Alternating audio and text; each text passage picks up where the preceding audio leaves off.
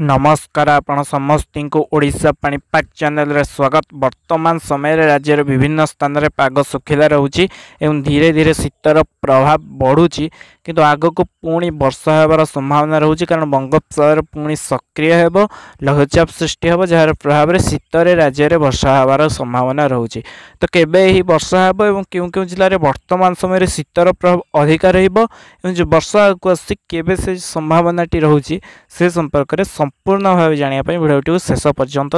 देखंतु वर्तमान समय रे एबर्ष राज्य रे शीत विलंब रे राज्य को प्रवेश करछि किंतु शीतर प्रभाव अधिक रही। उत्तर भारत में मध्य शीत रही किंतु कौन स्थान रे बेसी शीत वर्तमान समय जाए अनुभूत होई नै किंतु आगामी जो 4-5 दिन आसछि राज्य रे विभिन्न स्थान रे तापमात्रा कमिबा सहित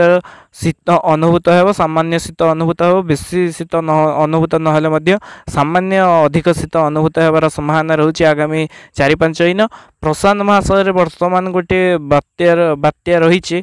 किंतु तार अवशिष्टांश बंगोपसागर को आसब नहीं तेणु बंगोपसागर वर्तमान समय आगामी 5-6 दिन पर्यंत बेसी सक्रिय होबार संभावना नहीं तेणु राज्य में शीतर प्रभाव रहिबो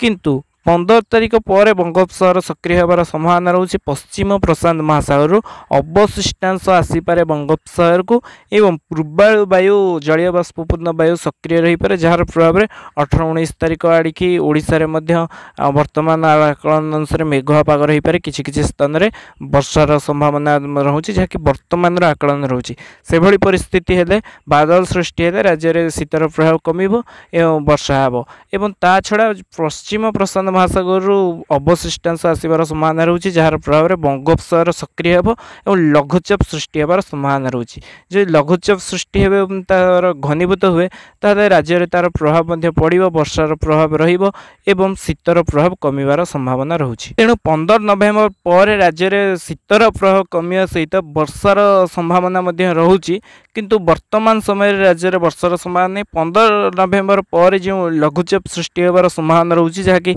पश्चिम प्रशांत महासागर अवशिष्टांश आसब और बंगोपसागर सक्रिय हेबो ता मुख्यतः दक्षिण भारत आड़िके प्रभावित करें किंतु तार वर्तमान गतिपथ एवं ता केते घनीभूत हम स्पष्ट जना पड़ना। वर्तमान समय राज्य में पाग मुख्यतः सुखिला रहिबो एवं शीत बढ़िबो। 15 तारिख पर जो लघुचाप आसब ता नहीं आहरी स्पष्ट भाव जानिया आपण माने सबले जोड़ी हेरंतु ओडिशा पाणीपाग।